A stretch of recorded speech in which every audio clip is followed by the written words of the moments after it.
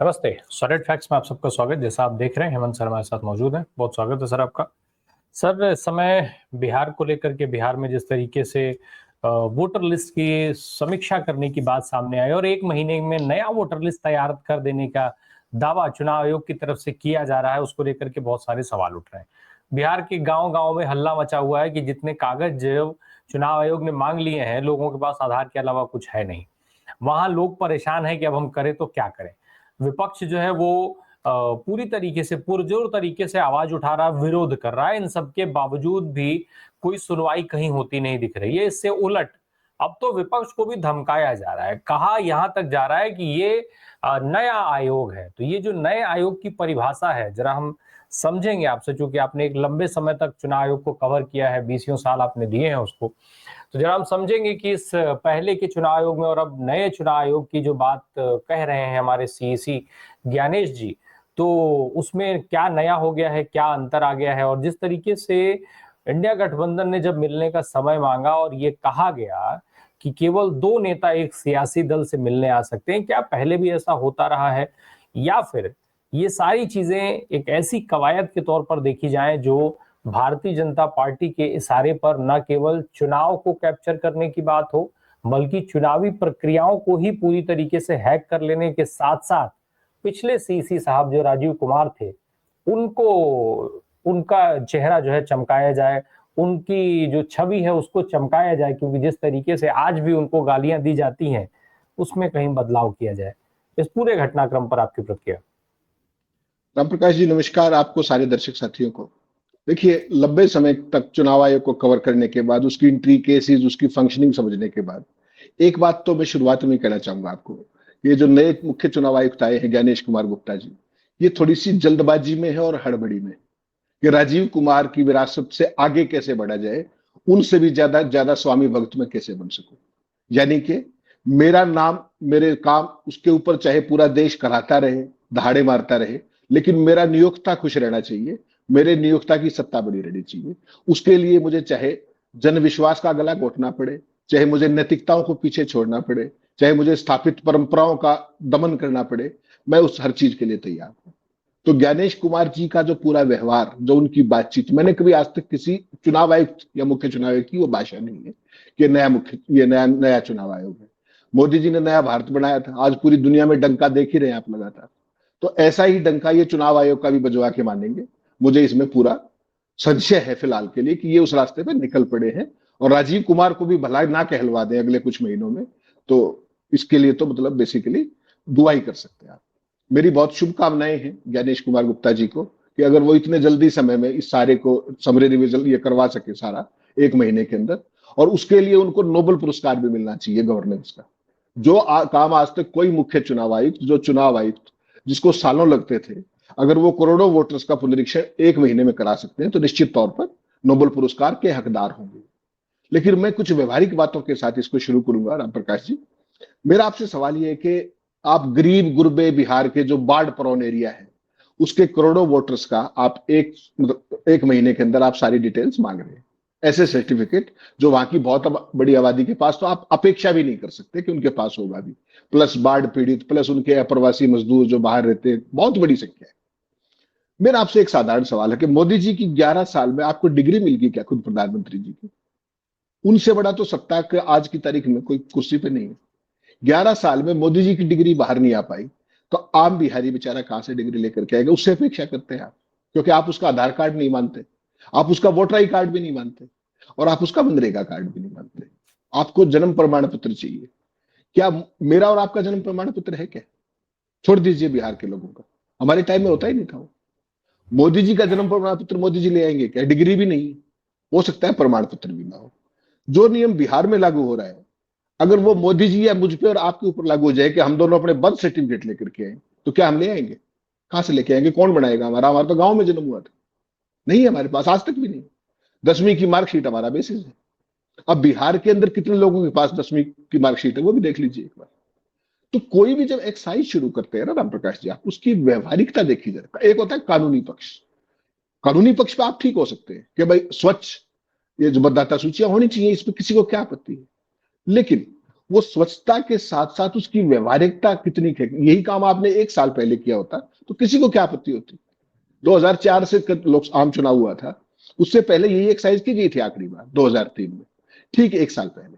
तो वो सारी चीजें, आपको फीडबैक भी आ गया, सारी जो ग्रीवेंसेस थी वो भी दूर होगी और लोगों ने अपना जुटा भी लिया। 1 महीने की डेडलाइन में जो लोग बिहार से बाहर रहते हैं वो कैसे कर पाएंगे, लाखों लोग छूट जाएंगे। और इसका एक उदाहरण देता हूं मैं आपको, और पूरे बीजेपी और ये जो ज्ञानेश कुमार हैं ये अपना सर पीट लेंगे। आपको ध्यान है पिछले कुछ दिन पहले असम में एनआरसी के नाम पर एक कवायद की गई थी, 20 लाख लोगों के नाम हट गए उसमें से।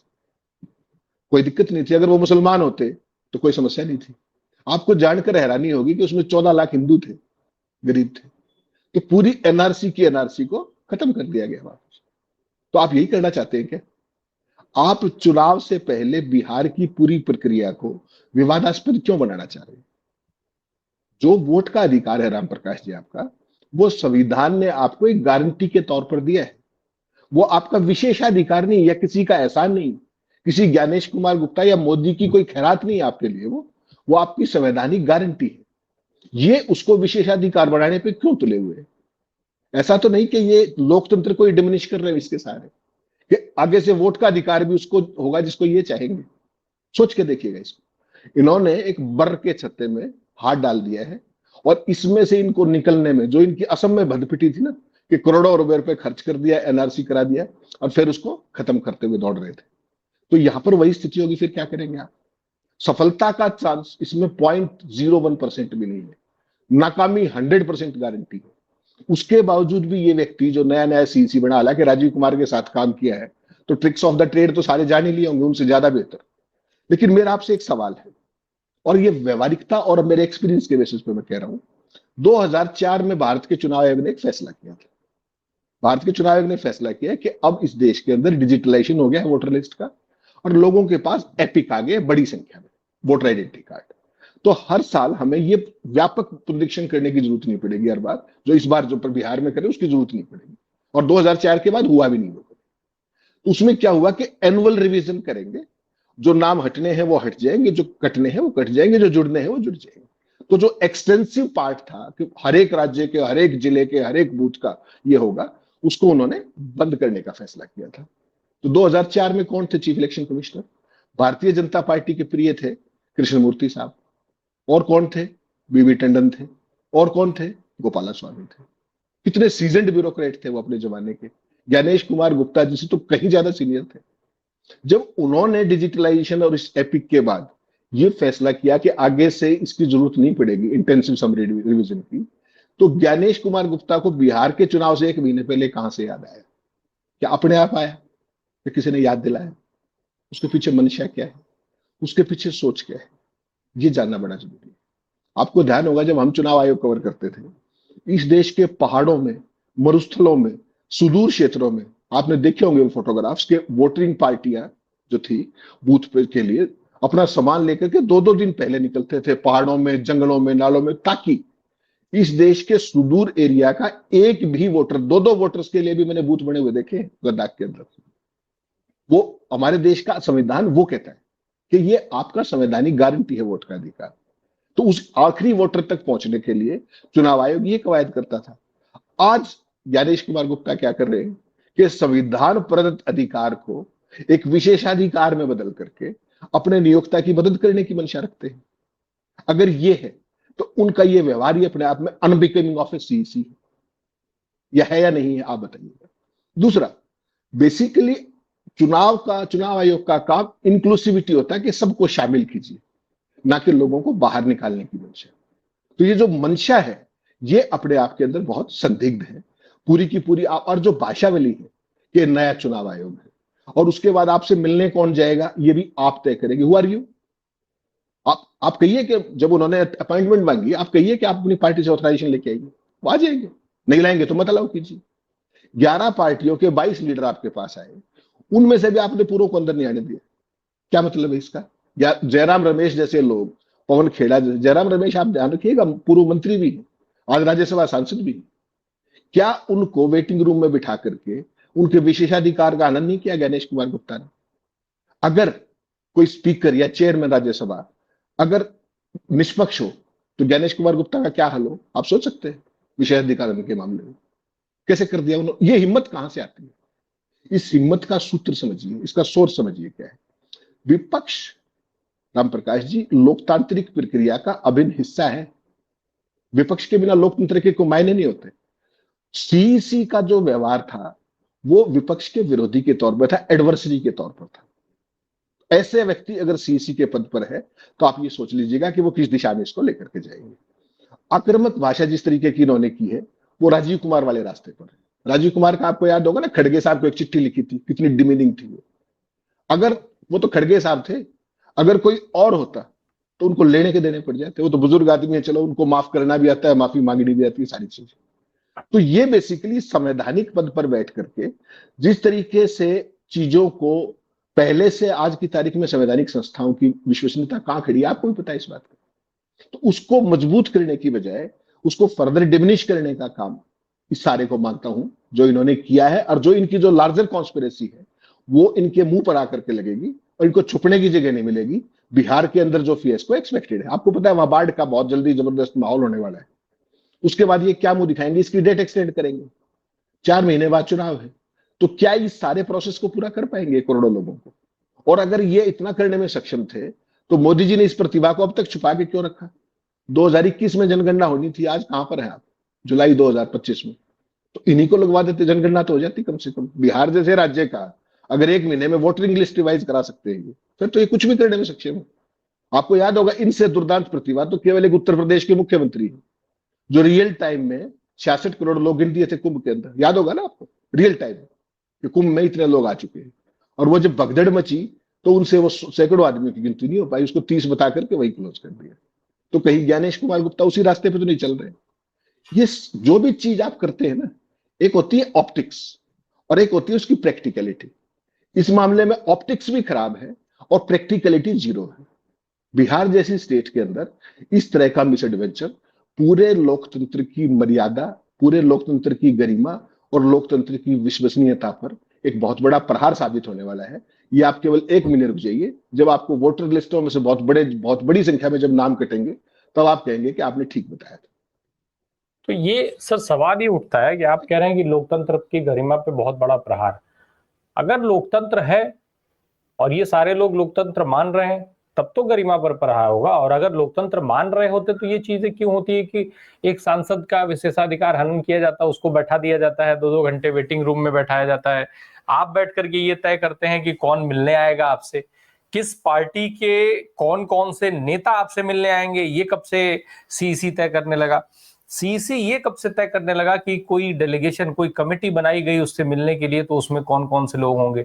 सीईसी कब से ये तय करने लगा कि जो है वो बजाय रिप्लाई करने के, आपने चूंकि कवर किया है चुनाव आयोग, तो मैं आपसे ये भी समझना चाहता हूं कि क्या जिस तरीके से विपक्ष ने उनको मिलने का समय मांगा उसके बाद वो क्या प्रक्रिया होनी चाहिए थी और क्या हुई, उन दोनों में जो अंतर है जरा दर्शकों को वो समझा दीजिए। और साथ में ये कि जिस तरीके से अभी ज्ञानेश कुमार साहब लड़ रहे हैं विपक्ष के साथ, क्या उसके बाद भाजपा को भी विपक्ष से लड़ने की मेहनत करने की जरूरत पड़ेगी? क्या जरूरत रह गई है? नहीं, उसकी टोन और टेंडर तो फिक्स कर रहे हैं ना, टोन विपक्ष की फिक्स कर रहे हैं। देखिए मुख्य चुनाव आयुक्त मैंने तमाम देखे हैं, कुरैशी साहब से लेकर के जितने भी हमारे समय में जो लोग थे। आप एक बार केवल एक उनको मैसेज डालिए और आपको चंद घंटों के अंदर रिस्पॉन्स आ जाता था कि भाई आप इस समय आ सकते हैं। इंडिविजुअल है तो इंडिविजुअल और उसके हिसाब, क्योंकि चुनाव आयोग का काम है लोगों की शंकाओं को दूर करना। और आपको 2024 के चुनाव में आपको याद होगा पूरा विपक्ष की 18 पार्टियां समय मांगती रहेगी, राजीव कुमार के पास समय नहीं था चुनाव से पहले, और उसके बावजूद भी वो चुनाव कराकर और अभी स्वास्थ्य लाभ कर देगी। मेरा सवाल ये नहीं है, मैं राम प्रकाश जी कुछ और बताने आया हूं आपको। ये आपको ध्यान होगा मुख्य चुनाव आयुक्त के सिलेक्शन और चुनाव आयुक्तों के सिलेक्शन के बारे में सुप्रीम कोर्ट ने क्या फैसला किया था कि प्रधानमंत्री, मुख्य न्यायाधीश और लीडर ऑफ अपोजिशन, ये 3 लोगों का पैनल होगा। यही फैसला था ना। अब आपको समझ में आ रहा है कि क्यों सीजीआई को बाहर किया गया था, या अब भी इस देश को कोई शंका है? सीजीआई को इसीलिए बाहर किया गया था कि कहीं लीडर ऑफ अपोजिशन और सीजीआई सेम पेज पर आ जाए और कोई ऐसा सीसीएल ईसी ना बन जाए जो कल को गले की फांस बन जाए, कोई अशोक लवासा टाइप कोई ना आ जाए।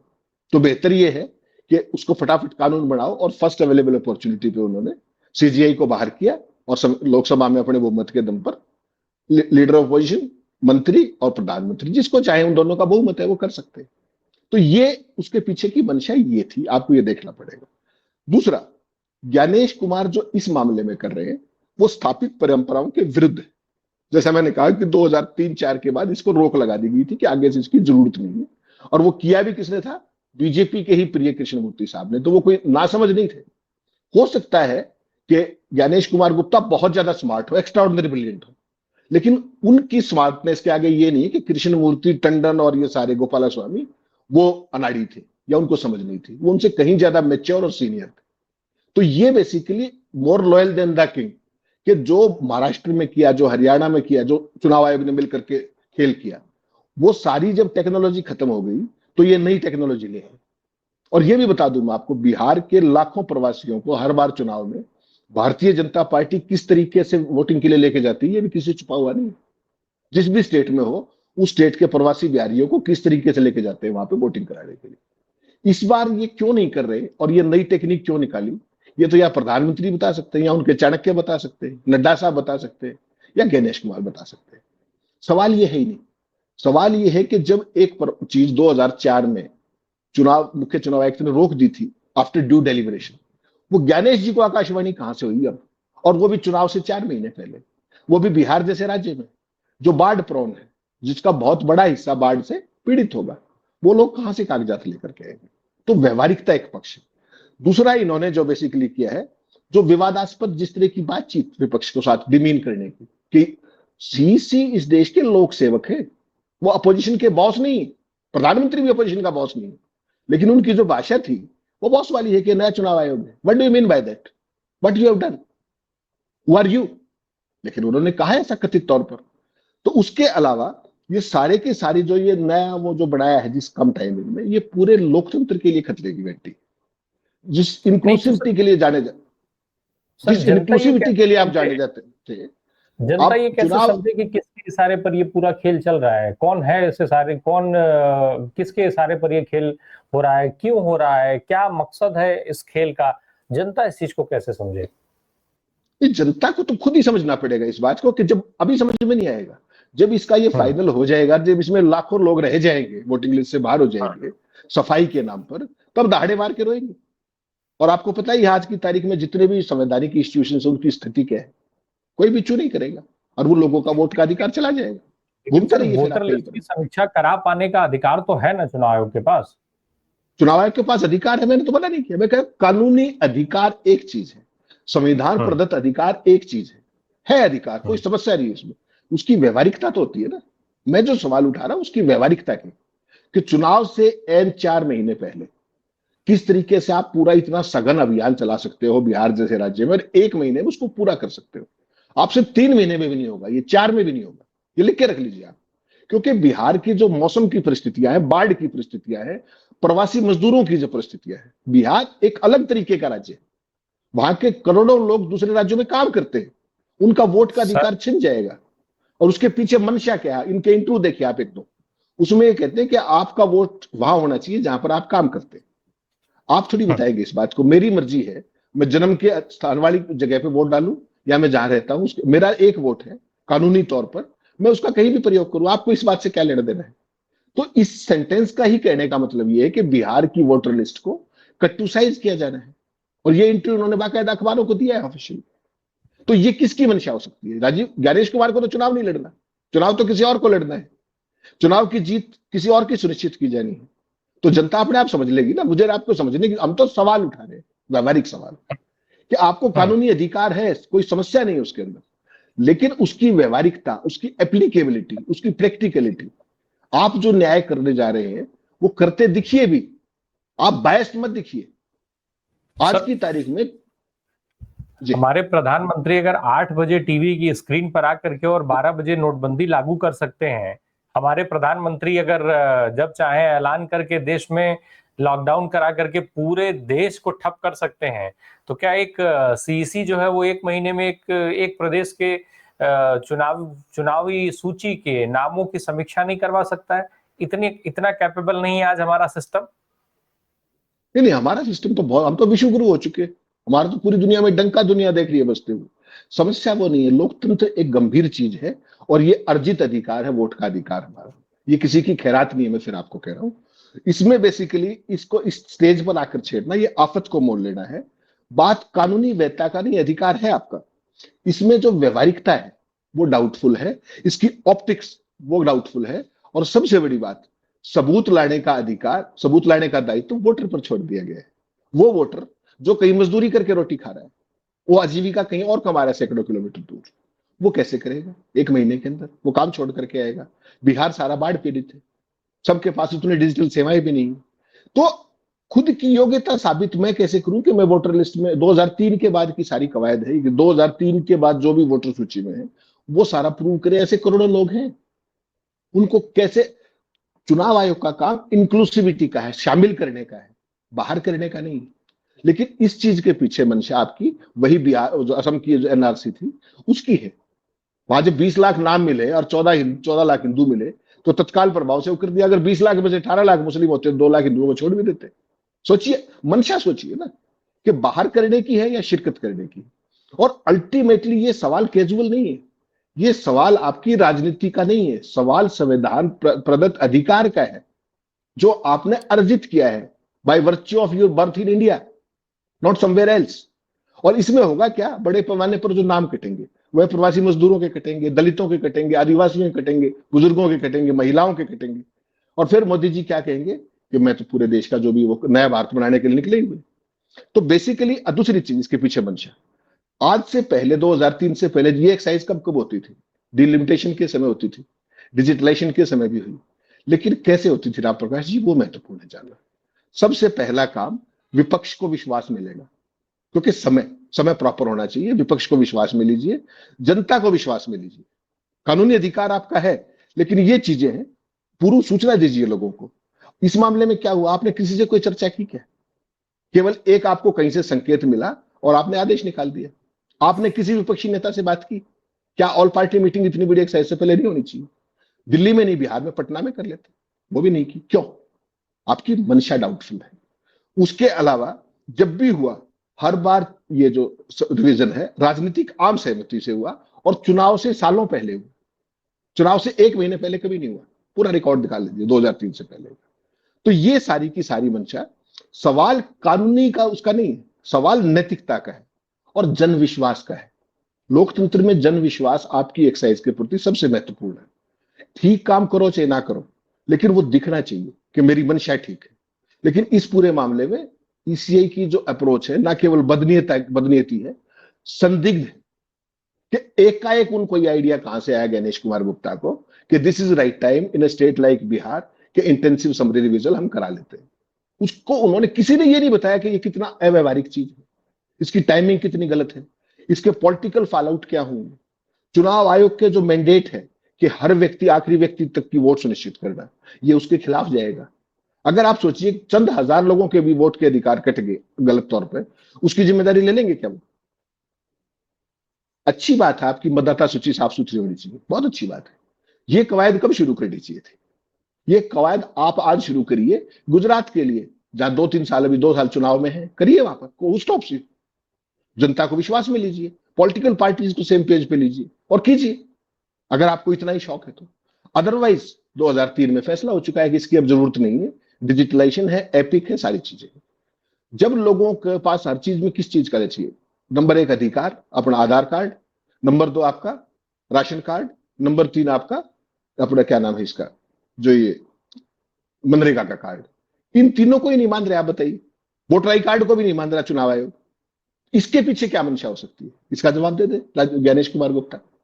तो बेसिकली जो काम राजीव कुमार करके गए हैं, उनको भला कहलवाने की जल्दी में है।